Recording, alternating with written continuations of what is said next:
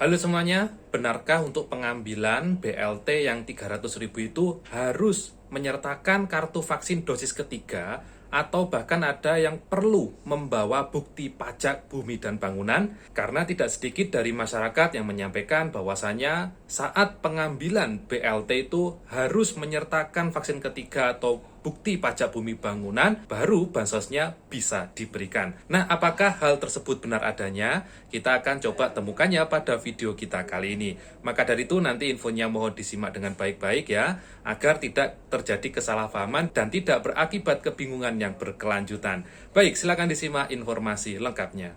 Assalamualaikum warahmatullahi wabarakatuh. Salam sejahtera bagi kita semuanya. Senang sekali saya Haris bisa berjumpa lagi dengan Anda semua masih di channel YouTube Hariska Vlog Playlist Info Bansos. Langsung saja ya Sobat Netizen semuanya, pada kesempatan kali ini saya langsung menjawab ya pertanyaan dari netizen, karena juga ada netizen yang menyampaikan bahwasanya ketika ingin mengambil bansos BLT 300.000 atau BLT minyak goreng 300.000, yang bersangkutan diwajibkan untuk membawa kartu vaksin dosis lengkap atau dosis ketiga ya. Dan bagi yang belum dosis ketiga diwajibkan untuk dosis ketiga terlebih dahulu, seperti itu.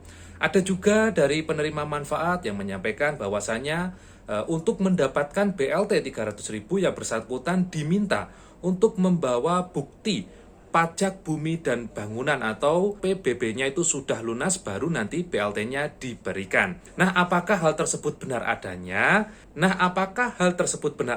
Di sini saya mau menjawab sesuai dengan pendapat saya pribadi. Jadi sebenarnya ya, sesuai dengan juknis penyaluran dari BLT atau bantuan minyak goreng yang 300.000 itu, juga dari pencairan BPNT secara tunai itu tidak tertulis secara jelas terkait syarat yang harus dipenuhi oleh penerima manfaat agar bansosnya itu diterima ya. Yang jelas kalau namanya di sana sudah tertera di dalam BNPA atau sudah ada di dalam list data bayar atau list penerima, maka yang bersangkutan itu berhak menerima bansosnya.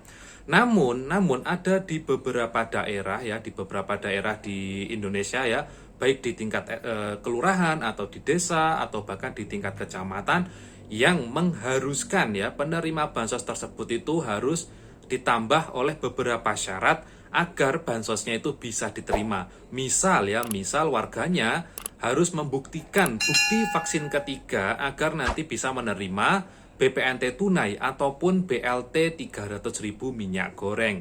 Tidak hanya itu, di beberapa daerah atau desa atau kelurahan juga sempat ditemui bahwasanya warganya perlu membawa bukti pajak ya, atau PBB atau pajak bumi bangunan yang sudah lunas, diserahkan kepada kelurahan buktinya, baru nanti bantuannya itu diserahkan ya. Tapi sesuai dengan juknis penyalurannya, hal tersebut itu tidak tertulis. Artinya tidak ada peraturan yang mewajibkan ya harus ada vaksin ketiga atau PBB untuk mendapatkan bansos tersebut. Itu mungkin saja merupakan kebijakan dari desa atau kelurahan atau dari daerah setempat ya, untuk mempercepat mungkin proses vaksinasi di daerah tersebut. Jadi untuk mempercepat warganya yang belum vaksin, maka ditambahkanlah syarat tersebut ya. Berikut juga mungkin untuk mempercepat penyelesaian pajak bumi dan bangunan, maka ditambahkanlah syarat PBB untuk mengambil bansos. Jadi mungkin syarat-syarat yang ada di lapangan ya terkait pengambilan bansos itu merupakan tambahan-tambahan kebijakan ya, mungkin dari pemerintah setempat agar menyelesaikan program-program yang sudah ada seperti program vaksinasi ya, program pelunasan pajak bumi dan bangunan dan lain sebagainya. Program-program tersebut itu semuanya baik ya, jadi tidak ada program yang jelek ya menurut saya. Jadi ketika penyertaan vaksin ketiga ya, itu mendorong masyarakat untuk menyelesaikan vaksinasi lengkap. Bahkan ada di beberapa desa atau kelurahan yang juga menyediakan vaksin di tempat. Jadi mungkin ada yang belum vaksin ketiga, ketika ingin mengambil bansos kan tidak bisa kalau tidak vaksin ketiga ya. Nah, di situ juga disediakan vaksin ketiga dan gratis. Jadi sudah ada di situ petugasnya. Jadi Anda cukup datang ke situ, vaksin ketiga, baru nanti dapat bansos BLT 300.000 ataupun BPNT tunai. Nah, hal tersebut memang tidak ada di dalam juknis, namun hal tersebut itu baik menurut saya. Jadi tidak ada salahnya ya terkait penyertaan syarat-syarat tersebut, asalkan syaratnya tidak memberatkan penerima bansos. Misal dari Anda ada yang tidak vaksin ya karena mungkin punya penyakit bawaan dan dikhawatirkan ketika vaksin penyakitnya bisa semakin parah, kan ada itu surat dari dokter, jadi surat pengantar dari dokter yang menyatakan bahwasannya Anda bisa tidak vaksin karena beberapa hal ya.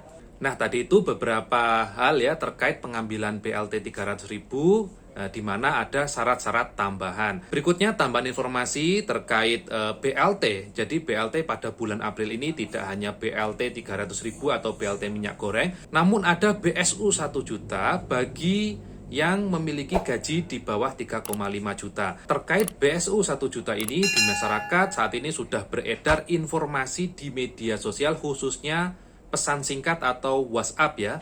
Di sana banyak sekali informasi yang menyampaikan bahwasannya yang bersangkutan berhak menerima BSU 1 juta karena terdata di kepesertaan BPJS Tenaga Kerja ya. Di pesan singkat tersebut juga diminta untuk memasukkan biodata baik nama, NIK, tanggal lahir, alamat, dan lain sebagainya. Bahkan diminta untuk memasukkan nomor rekening ya. Dan di sana yang bersangkutan nanti kalau sudah melengkapi datanya maka akan cair bansosnya ya. Pada kesempatan kali ini saya mau beritahukan pada Anda semua, baik penerima manfaat PK BPNT ataupun masyarakat umum ya, terkait pesan beredar yang ada di pesan WA tersebut, jangan dipercaya ya. Jadi jangan dipercaya. Entah itu pesan singkat yang mengatasnamakan bantuan BLT 300.000 ataupun BSU 1 juta dan sebagainya, jangan langsung percaya pesan tersebut ya. Karena mekanisme penyaluran bansos itu sudah ada. BSU 1 juta bisa Anda cek pada website resmi bsu.kemenaker.go.id. Berikutnya BLT 300.000 juga bisa Anda cek secara resmi ya di websitenya cekbansos.kemensos.go.id. Jadi terkait banyaknya pesan yang beredar ya, yang mengatasnamakan BPJS Tenaga Kerja dan lain sebagainya melalui WA, jangan sampai dipercaya ya, dan jangan sampai memasukkan biodata Anda di sana karena bisa jadi biodata yang Anda masukkan itu nantinya bisa disalahgunakan oleh oknum yang tidak bertanggung jawab. Karena memang untuk bantuan-bantuan ini tidak perlu dimintai data-data yang detail seperti itu ya, seperti nomor rekening, alamat ya, dan lain sebagainya. Baik ya Sobat Netizen, mungkin itu dulu informasi yang bisa saya sampaikan pada kesempatan kali ini. Semoga informasinya bermanfaat ya. Ketemu lagi dengan saya Haris di video saya berikutnya. Mohon maaf kalau ada kesalahan kata dan ucap, dan wassalamualaikum warahmatullahi wabarakatuh.